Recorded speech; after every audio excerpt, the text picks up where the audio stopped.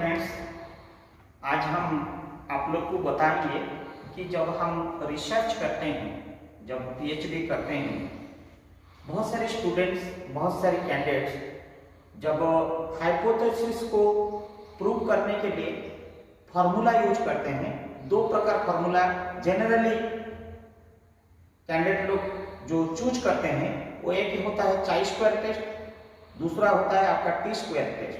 आज हम इसी जरिया में हमको चाई स्क्वायर के बारे में बताएंगे, चाई स्क्वायर टेस्ट के बारे में बताएंगे। इससे पहले मैं आपको एक चीज बताना चाहूंगा। जब मैं रिसर्च कर रहा था, मेरा तजुर्बा से मैं बोल रहा हूं, मैं सारे कुछ कर लिया और करने के बाद हम जब कोशिश किया कि कौन सा फॉर्मूला इसको इंप्लीमेंट करके मेरा हाइपोथेसिस को मैं प्रूव करूं, whether my hypothesis is a null hypothesis or alternate hypothesis is acceptable, तो मेरे को कुछ समझ में नहीं आ रहा था।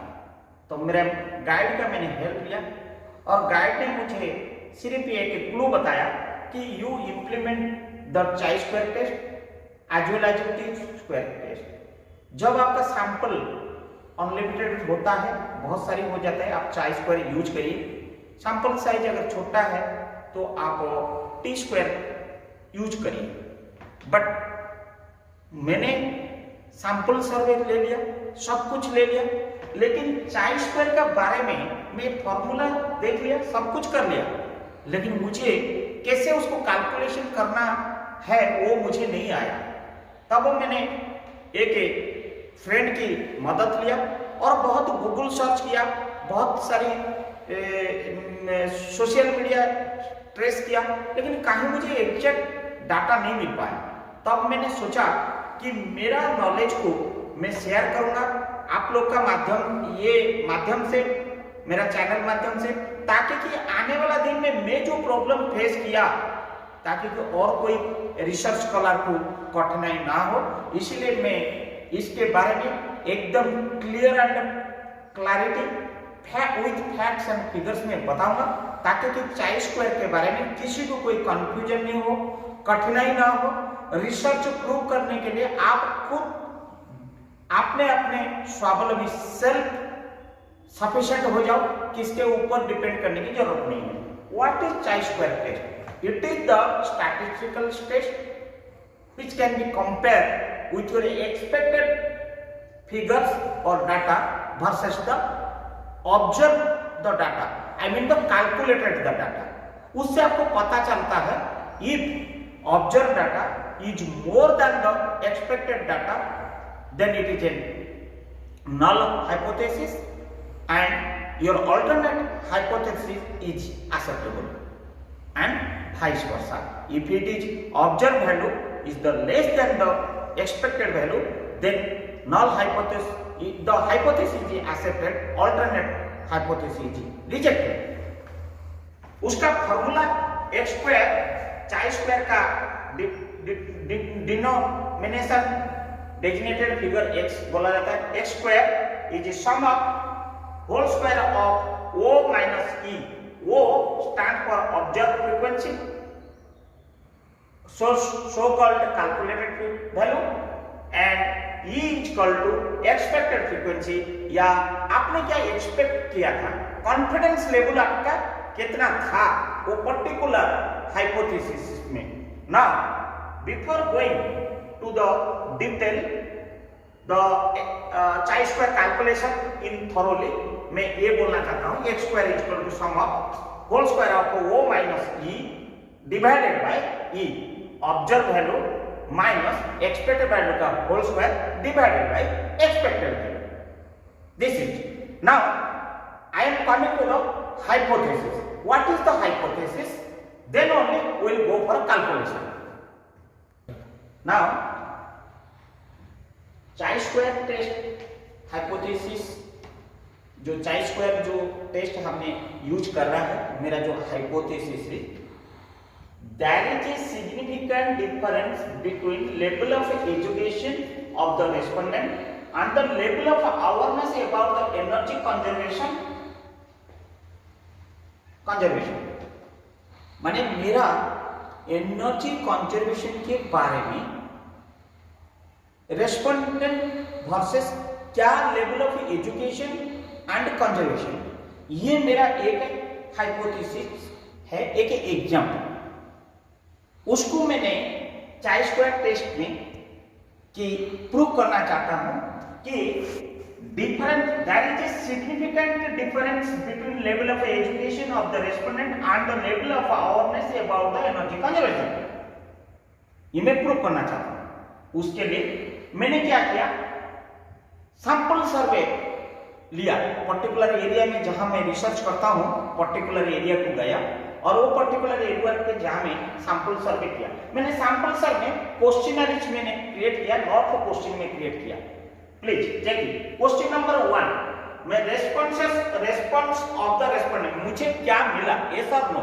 मैंने उनको क्वेश्चन पूछा, उन्होंने जो जवाब दिए यस और नो में मैं यहाँ पे फिगर किया। मैं 400 लोग को सर्वे किया, 400 लोग को ये क्वेश्चन मैंने सर्वे किया। पहला क्वेश्चन, प्राइमरी स्कूलिंग आपने किया नहीं किया, सेकेंडरी में आपने मैट्रिकुलेट है कि नहीं है, दूसरा आपने हायर सेकेंडरी अटेंड किया कि नहीं किया, 12th पास आप है कि नहीं है, आपने ग्रेजुएशन है कि नहीं है, नॉलेज आपका रिन्यूएबल एनर्जी के बारे में जानकारी है कि नहीं है, आप इंटरेस्टेड हो कि नहीं हो फॉर रिन्यूएबल एनर्जी इंप्लीमेंट करने के लिए, अगर इंटरेस्टेड हो उसका टेक्नोलॉजी आपको मालूम है कि नहीं है, लास्ट अगर है तो आप इनिशिएटिव लेके इंप्लीमेंट करना चाहते हो या नहीं चाहते हो। मुझे इस प्रकार आंसर मिला। जब मैं question number 1 question number 2 respect में देखिए मेरे को यस मिला 309 202 183 95 लाइक दैट ये है, एंड सिमिलरली नो में मुझे इतना ही मिला। टोटल आप देखोगे 400 400 400 400 सब 400। मेरा ये सैंपल मेरा रेडी हो गया। मैंने जब गया कि चाई स्क्वायर इंप्लीमेंट करने के लिए मैं आप लोग को बोला था कि x square is equal to sum of e minus नहीं o minus e whole square divided by e। Now मैं उसको जब समेशन करने जा रहा हूं, देन ये समेशन करने से पहले o minus e observe value मेरे को ये जितना ही है मैंने ऑब्जर्व वैल्यू लिया। What is e? e is my expected value.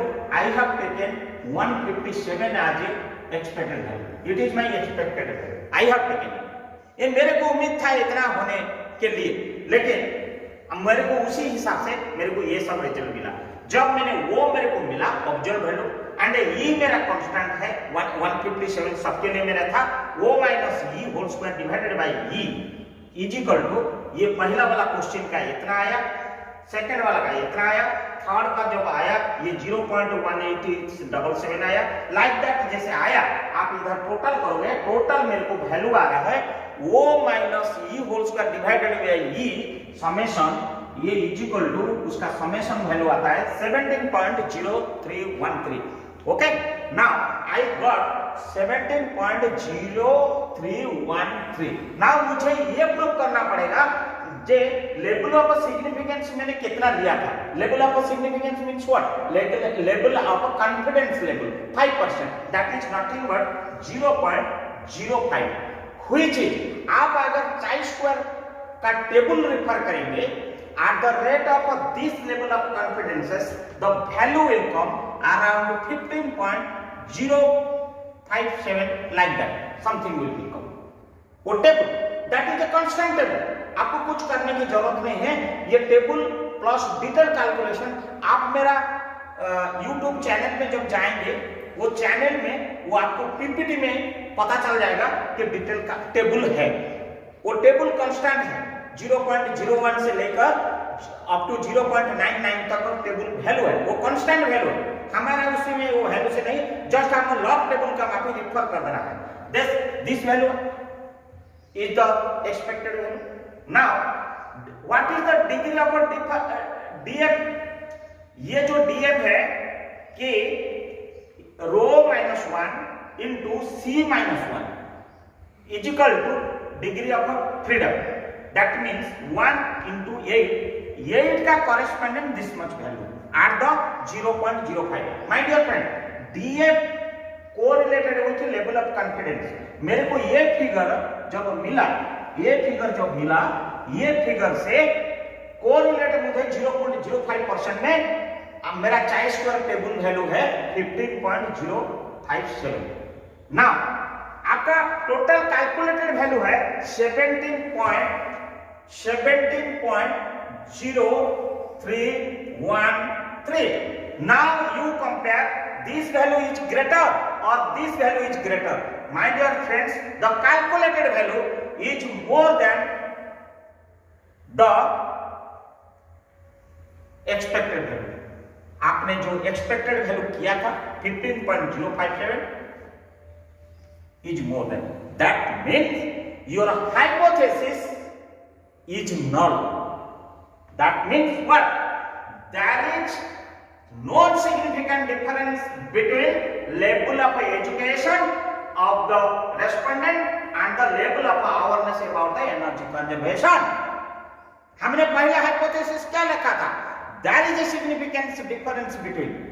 But आपने जब यहाँ पे प्रूव कर दिया कि 17.03 इज जो कैलकुलेटेड वैल्यू आज पर the chi square test and your expected value something 15.07, that means this value is greater than this, means your hypothesis is null, is rejected. That means alternate hypothesis is accepted. अगर ये reject हो गया then means there is G के जगह में आप no लगा दीजिए, means alternative is there is no significant difference between level of education of the respondent and level of awareness about the energy conservation. This is the chi square and the detailed calculation like this. No more clarity है इसमें और बेहतर आपको समझने के लिए you kindly follow my channel and उसमें ये कैलकुलेशन भी रहेगा और डिटेल्स भी रहेगा, टेबल भी रहेगा, आप लोग को सहूलियत होगा। अगर कुछ डाउट होने से you can comment me and kindly subscribe मी अगर आपको अच्छा लगा। धन्यवाद।